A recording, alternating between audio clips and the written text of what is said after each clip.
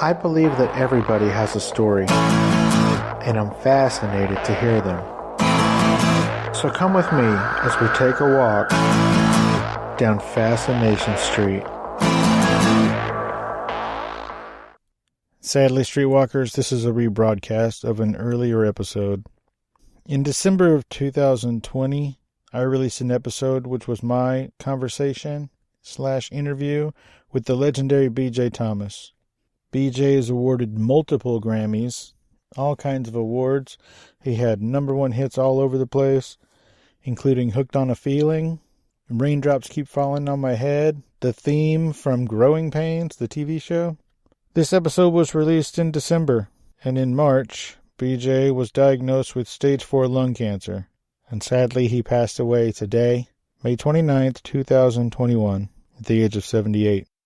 Please enjoy my conversation with the great legend B.J. Thomas while he shares some stories and remarks on his long and storied and wonderful career.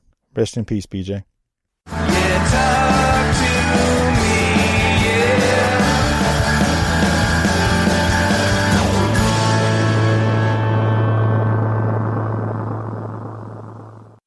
Welcome to Fascination Street Podcast, B.J. Thomas. How you doing today, B.J.? I'm doing good. How are you, Steve? Well, I'm better now that I'm talking to you. Yeah, I'm glad we finally hooked up. Yeah, me too. Ladies and gentlemen, we have here an American treasure. B.J. Thomas has basically done every song you've ever heard of. B.J. has had 8 #1 hits, sold over 70 million albums, and has had 46 songs on the Billboard Top 100. Am I lying about any of that? Wow. Oh, man. I don't know. I guess. I hope not. It sounds good to me. All right, B.J., tell me a little bit about where you were born and raised. Where'd you grow up, man? Well, I was born in Oklahoma, but it was just the convenience. My grandmother delivered me, my dad's mother, in Hugo, Oklahoma. And when I was 2 weeks old and I could travel, we were driven back to Houston, and that's where I grew up, Houston, Texas, and various other little towns in Texas, but for the most part in Houston. And that's how it went. Well, there used to be, I don't know if there still is, but there used to be a bumper sticker that said, "I wasn't born here, but I got here as fast as I could." And that applies to you, my friend. Absolutely, man. Well, everybody else is from Texas. And, why didn't they make sure I was in Texas? But, over the years, after I got into my singing career, I became very close friends with Darrell K. Royal, who was the athletic director and the legendary football coach and All-American football player from Oklahoma. And we had many conversations about spending most of our lives in Texas, but being from Oklahoma. And he really helped me understand what a great state Oklahoma was. And, then eventually I went in the Oklahoma Hall of Fame. And so I really have a real love for Oklahoma now that I took a few years to acquire, but I still love Texas also. Well, I should say so. So when did you know that you wanted to be in the music business? How did that happen? I know it happened young, but how did it happen that you got into music? Well, I never really had given it any thought about being a professional singer, really, until me and a few other guys, we formed a band. We were all 15. To tell you the truth, it wasn't until the first time I had to get up and perform and sing in front of a bunch of people that I realized, oh, my goodness, what have I gotten myself into? Because I was totally unprepared. Even when I had my first hit and I went on the road, I had no idea. I just had never let myself think about it, I guess, that I would be up in front of 12,000 people. And I had to just kind of learn how to do it on the spot. I'd always been singing. They tell me even when I was an infant, I would be singing all the time. And I always loved music. My dad loved music. And so I kind of grew up with that. And I was just always singing. I sang in the church, when I went. And, after I got into the band, then it was kind of became a professional thing. I had never thought about that or ever thought about what that would involve and what that was going to be. So I was shocked about what it was, and I had to kind of learn as quick as I could. Well, that makes sense. Now, your first big hit, I believe it was a cover song, right? "I'm So Lonesome I Could Cry"? Well, it was a Hank Williams song. Hank had been dead, since 49, I guess, when he died, or 50 or so. And I loved Hank Williams when I was a kid. When I was about in the third, fourth grade, my dad took us all downtown in Houston, and we saw the Grand Ole Opry when they toured through Houston. And I saw Hank Williams and various other country stars that looked like gods to me. And so I always loved Hank Williams. And when I had our band, the band was called the Triumphs.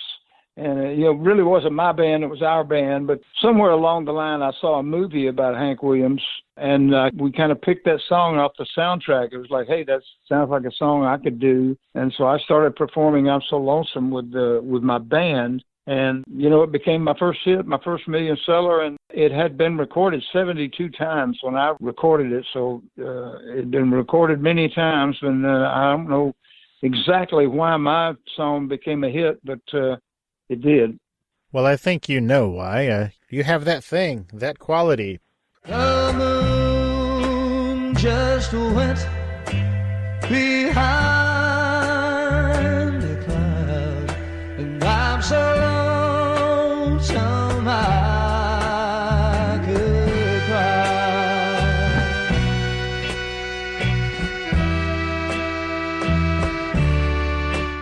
But coming from Houston and a small town outside of Houston, how did that feel and how did that affect you when you had, boom, a smash, a million seller? Did it sell a million?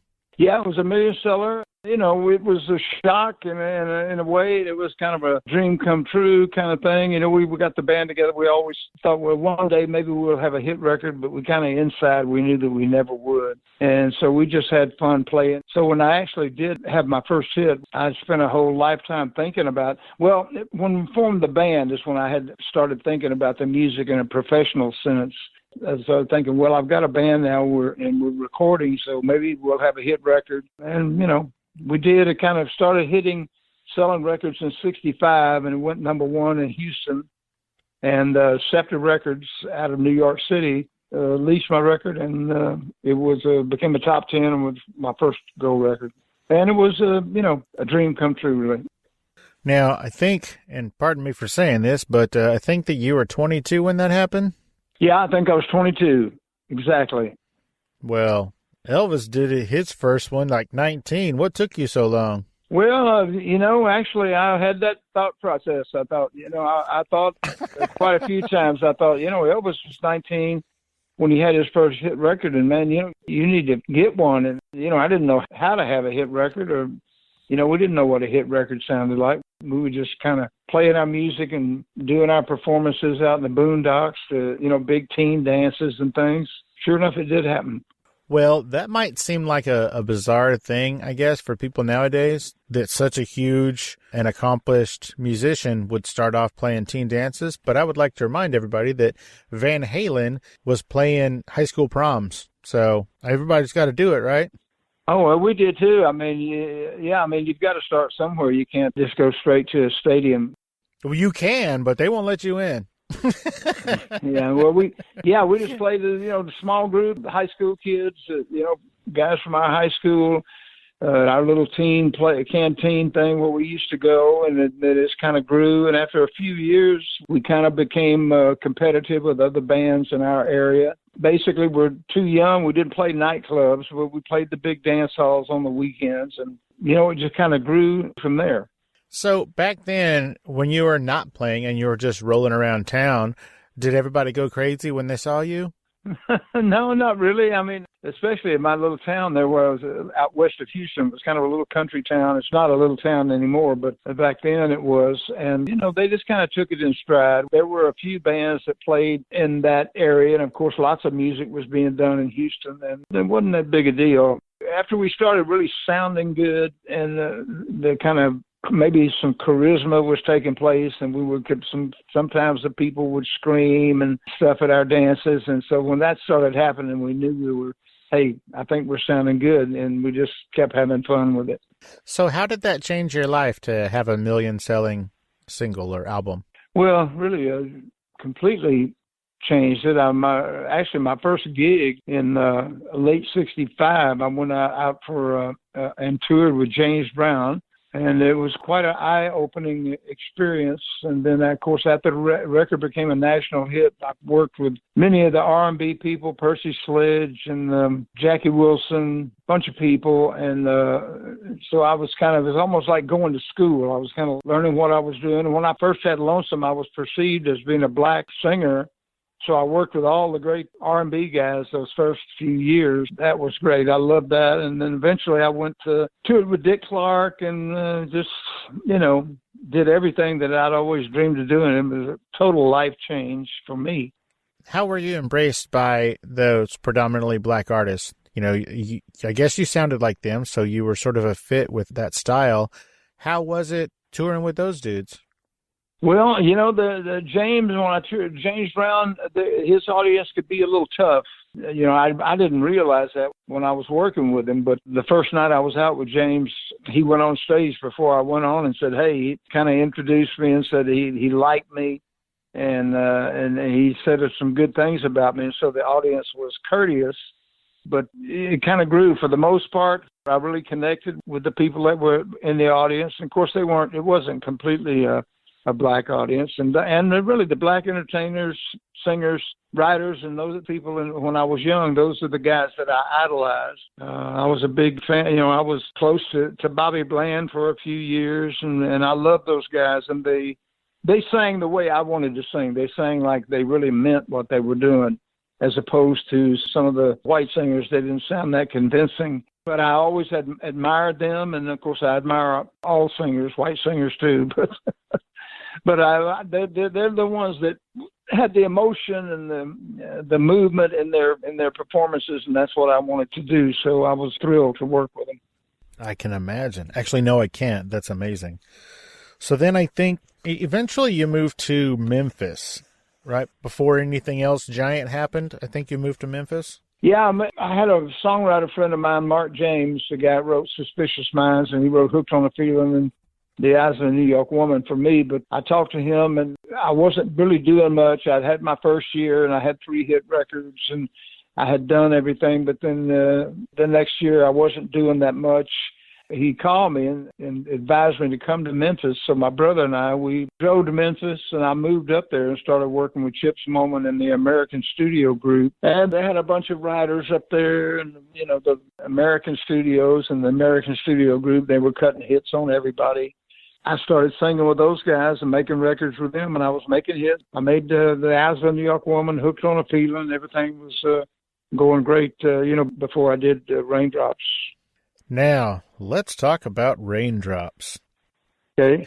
Ladies and gentlemen, this is the 50-year anniversary of Raindrops Keep Falling on My Head.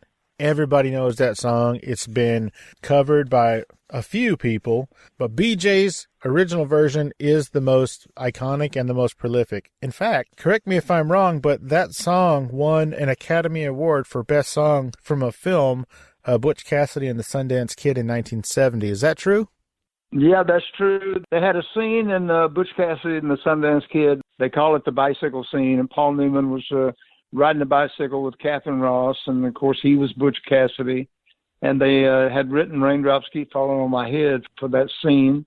And I'd previously been working with Mr. Bacharach looking for songs for a couple of months, and he was producing and writing most of the material for Dionne Warwick, and I was on the same label with her, Scepter Records, in New York City. And Gloria and I had moved up, and I had been working with him and looking for songs, and then the bicycle scene came up for Butch Cassidy, and then I got the shot to do it, and a wonderful experience, and of course the biggest record of my career, and great.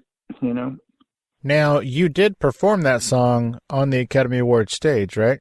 I did. I performed it in 1970 for the Academy Awards. Mr. Bacharach won 2 Academy Awards that night, and Hal David won 1. And I performed as a big production number and a rehearsal the day before. I thought, man, I think we're going to win this thing. Why are they having this big production if we're not going to win it? But I don't know if that was the way to look at it. But I did perform on the Academy Award show. It was quite an experience getting up in front of all those movie stars and whatever. And it's just something I'll never forget, of course. Of course. Now, this is sort of a bizarre question, but I guess that award only went to the writers, not the performer? Yeah, I just went to the composer, Burt Bacharach. He composed the music to Raindrops, and he also composed the score of the movie. So he got 2 Academy Awards. And they should give the singer one, but of course they don't. I definitely think they should. Absolutely. But at least you get bragging rights. They should change that. Yeah, heck yeah. Now, the actual recording of that, I guess for the film, there's a little story behind that, right? Well, yeah, I had been doing the performing for 3 weeks through the Midwest, doing one-nighters. And, by the time I got to California, I went to a doctor about my throat. I couldn't even talk a couple of days before our session. And as it turns out, I had an acute case of laryngitis. And the doctor told me not to even speak for 2 weeks.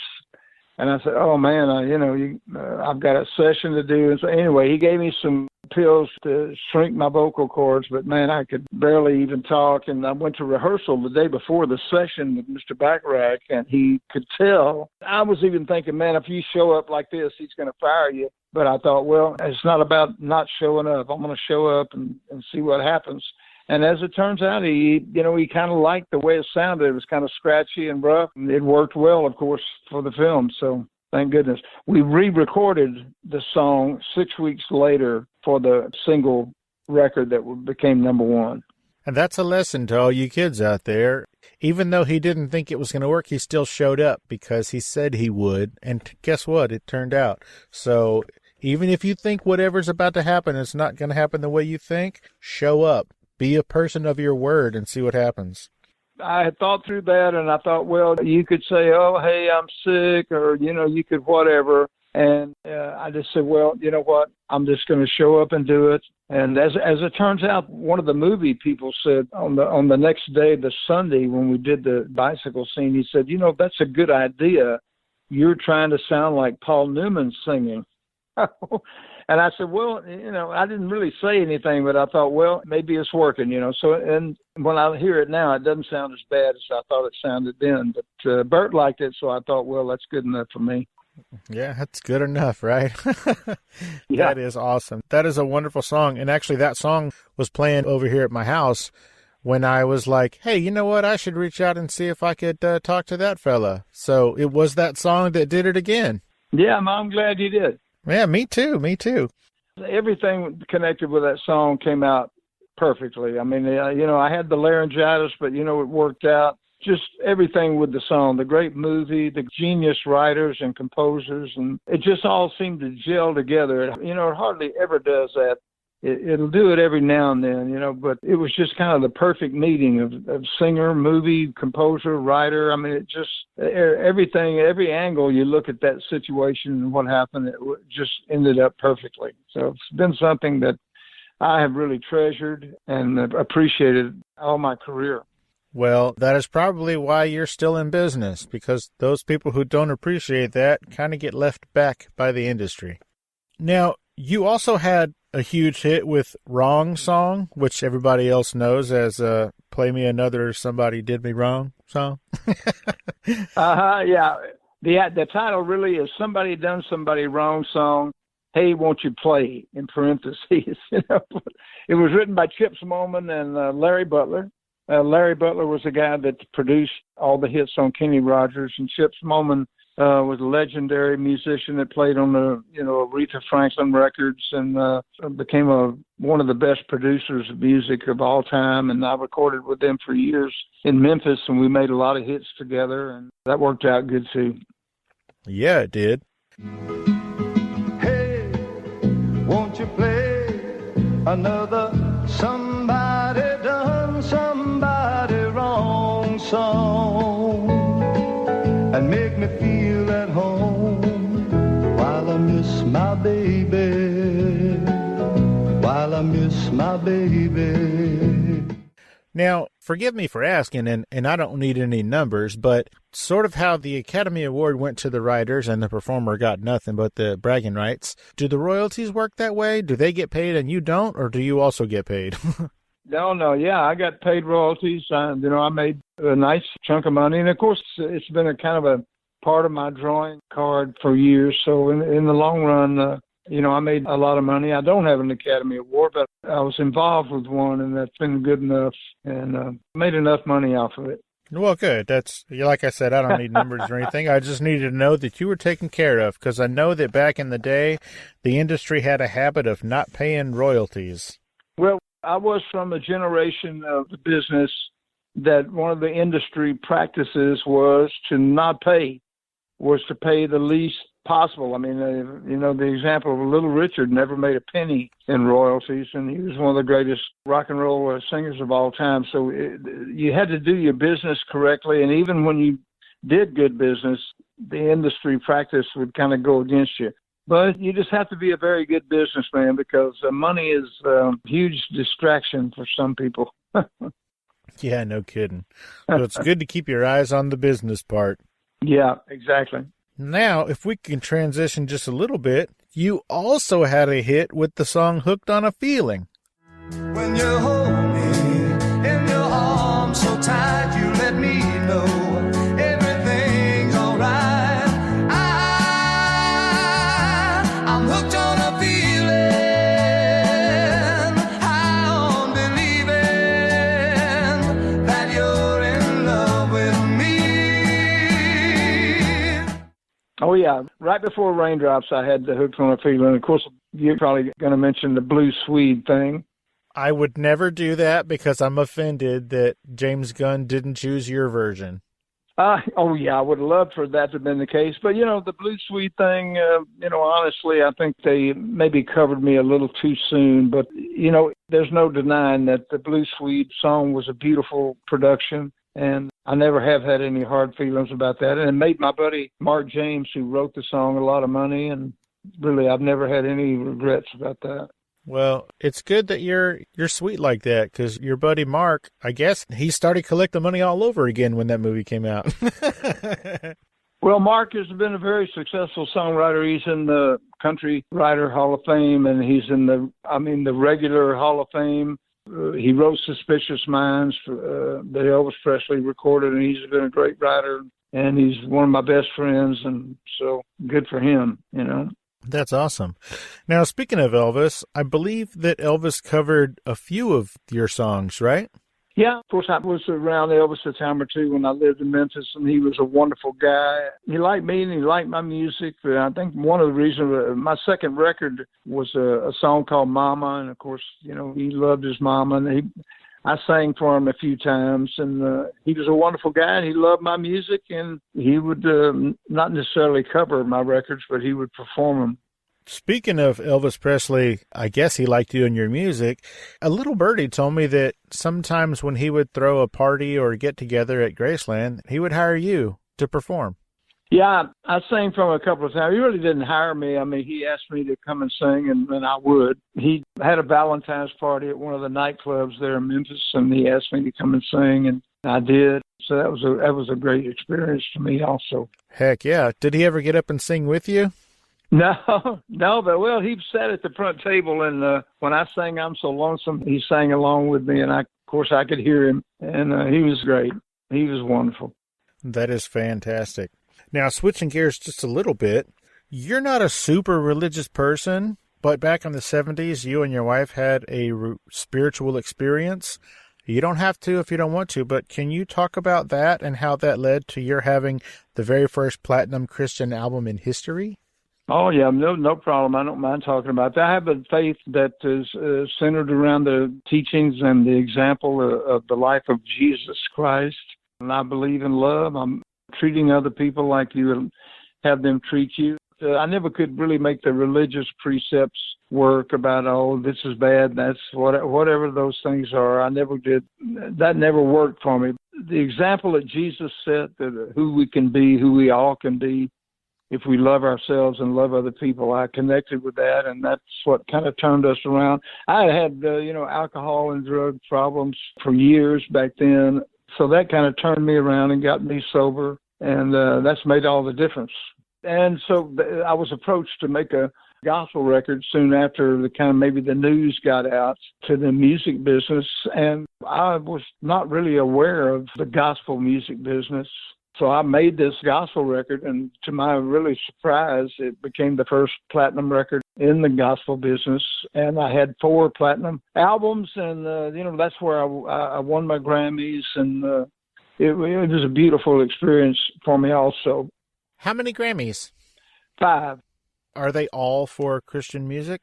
They're all gospel, all for the gospel music. My first 4 albums especially were the most successful albums that I ever had. The 5th album was a compilation with a bunch of my friends. It was somebody else's project, and I was a part of it, and they won a Grammy, and we all won a Grammy. But that was a good time in my life, and it was a successful time, and it was kind of the creation of contemporary Christian music, as they call it. That was a great experience also. Well, let me ask you this. I love asking people where they keep their hardware. Where do you keep those Grammys? Well, they're in a case down here in my living room. They're on one row of this kind of glass case there, and I've got some golf trophies in there and and some crystal stuff in there, and my Grammys are on one shelf, and, just about every day I pass by those things, and I look at them, and I think, I love them.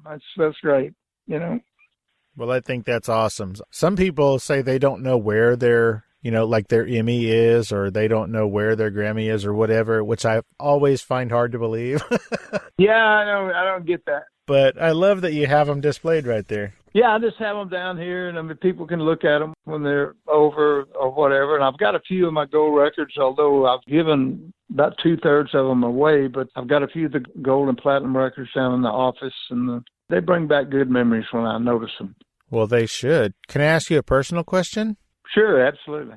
Why would you give away your gold records? Well, you just kind of, you get a motivation sometime to give some things away. If you have that feeling that you want to give something away, you've got to do it, because once you think you should give it away, then it'll always be somebody else's if you don't give it away. And so sometimes I've been motivated to give one of my gold record things to a friend or a band member or something like that. And, I can always get reproductions, so it's not a big deal. Oh, that's cool. I didn't know that you could do that. That's awesome. There are places where you can go, and they have the RIAA symbol, and they can give you really authentic reproductions of your gold records. So, really, after so many years go by, you're not really tied to them in the kind of sense that you can't let them go. I can have one reproduced or something, so I don't feel like I'm giving anything of myself away in that sense where I feel a loss. I feel good about giving them away sometimes. That makes sense. That's real sweet. I'll be sure to send you my address when we're done here. Now, moving on, you also, because having hits in country, hits in pop, and hits in contemporary Christian music, that wasn't enough. You had to go and write one of the greatest TV theme songs of my generation. Yeah. And until about last week, I was under the impression that Alan Thicke sang this song. And the reason that I thought that is because Alan Thicke did he wrote and sang a bunch of TV theme songs back in the day. Did. And he was actually on this show, Growing Pains. That's true. Which I raced home every day to watch. I never missed an episode. Mm-hmm. Show me that smile again. Show me that smile. Don't waste another minute on your crying. We're nowhere near the end. The best is ready to begin. Oh, as long as we got each other, we got the world spinning right in our hands, baby, you and me.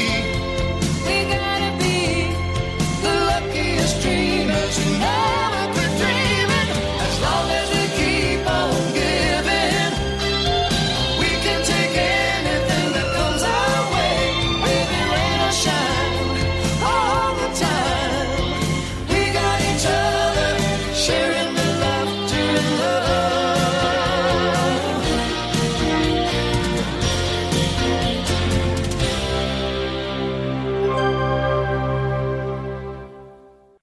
So your song, As Long as We Got Each Other, the theme from Growing Pains, it permeated my childhood. So thank you so much. That is an amazing song, and I love it to pieces. Oh, you're welcome.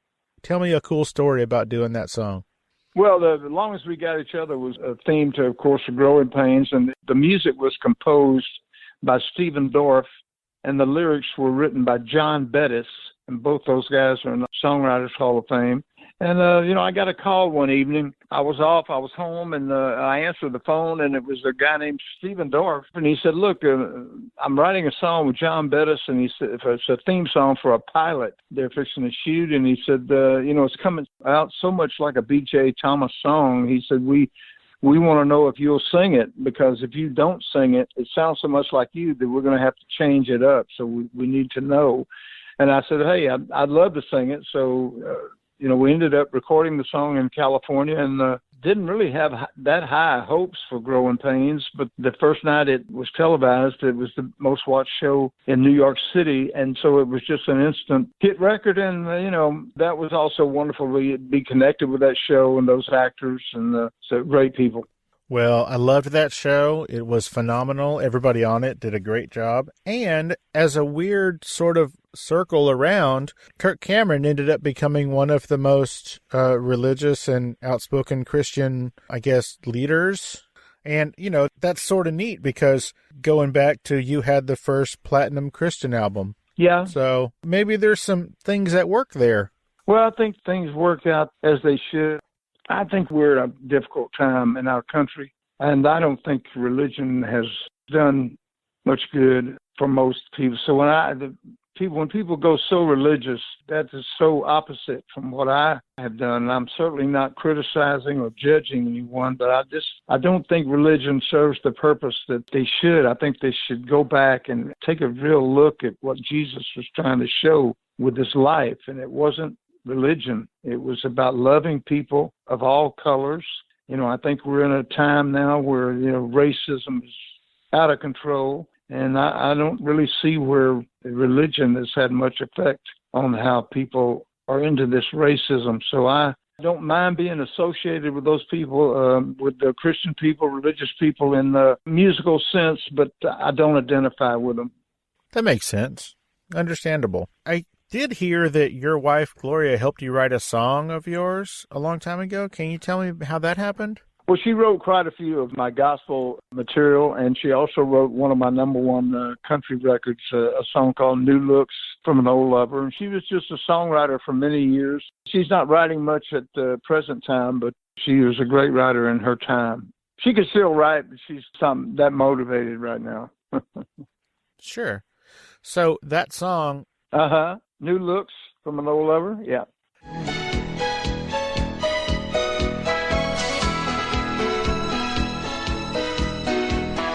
I feel your fingers touching my body and mind as they brush through my hair. I'm getting new looks from an old lover again. All right, tell me a story about how that happened. Oh, well, I think she was talking to somebody on the phone, and she was telling her friend, she says, hey, I'm even getting new looks from my old lover. And when she got off of the phone, I said, you need to write that. And so I was recording in Nashville at the time, and she wrote that song with Red Lane, and it was a number one record, And she wrote quite a few of my gospel things, and she's just a really good writer. Very cool. She sounds like an amazing woman, because I think you guys are, 52 years married? 52 years, yeah. And it is my understanding that she has put up with a lot of stuff from you over the years. So that is a remarkable woman. Yeah, it wasn't easy getting through a lot of the tough years, but we've been really thankful to have each other during this quarantine. And, we've been pretty much in-house for 5 months. So it's been great hanging out. Yeah, I agree. My wife and I, she works from home now, and our relationship has only gotten better. And I think that if the foundation of your relationship is a good foundation, then spending this much time together is not going to break you up like it seems to be doing for a lot of people. Oh, no, never. Nothing would ever break us up. That's awesome. You, at one point, I think it was on your 39th birthday, you'll have to forgive me, I'm going from memory here. On your 39th birthday, you became a member of the Grand Ole Opry? Yeah, I became a member in 1982, so we'll figure that out. I forget exactly how old I was. I was recording at that time with Pete Drake, who was also in the Hall of Fame and one of the great country musicians of all time, a great steel guitar player. And we were making records in Nashville, and he wanted to see me become a member, and I became attracted to it. They did accept me and made me a member, and I've always appreciated being a member of such a great organization. You know. And now I think you're listed as maybe a retired member, or somehow you are not an active member or whatever, right? Well, I show up when I can, but I haven't been very active Opry-wise over the last number of years. But I'm still a member, and I show up when I can. That's beautiful. Real quick, I think in 2008 there was a fire at Universal, and I guess some of your stuff was in there. Is that right?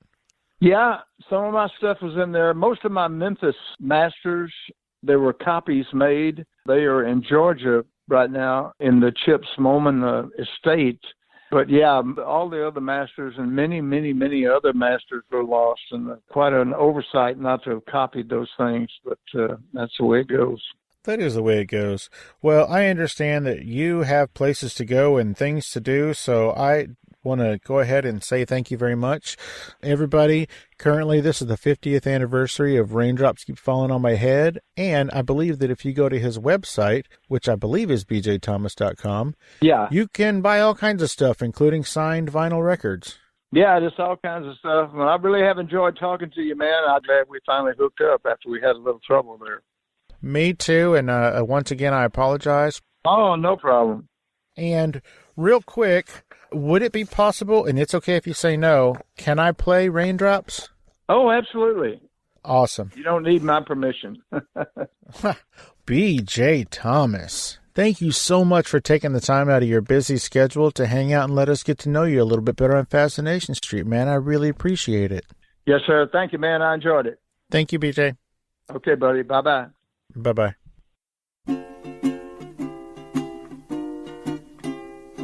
Raindrops are falling on my head, and just like the guy whose feet are too big for his bed, nothing seems to fit.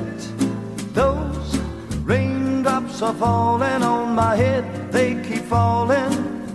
So I just did me some talking to the sun, and I said I didn't like the way he got things done, sleeping on the job. Those raindrops are falling on my head, they keep falling. But there's one thing I know, the blues they send to meet me won't defeat me. It won't be long till happiness steps up to greet me. Raindrops keep falling on my head, but that doesn't mean my eyes will soon be turning red. Crying's not for me, 'cause I'm never gonna stop the rain by complaining, because I'm free. Nothing's worrying me.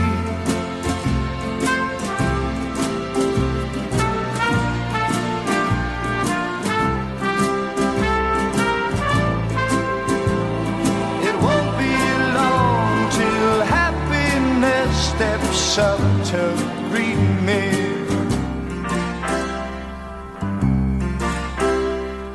Raindrops keep falling on my head, but that doesn't mean my eyes will soon be turning red. Crying's not for me, 'cause I'm never gonna stop the rain by complaining, because I'm free. Nothing's worrying me.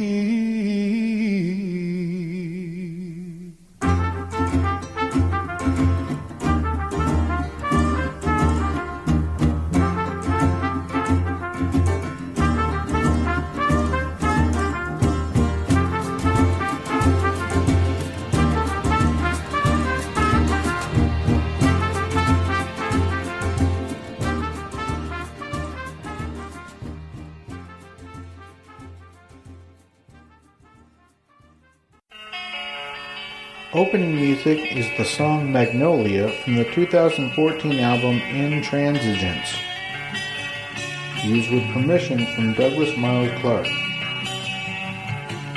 Closing music is Apollo from the 2001 album Into the Known by the band Sapphire. Thanks for hanging out with us and getting to know a little bit about our guest. We'll see you next time on Fascination Street.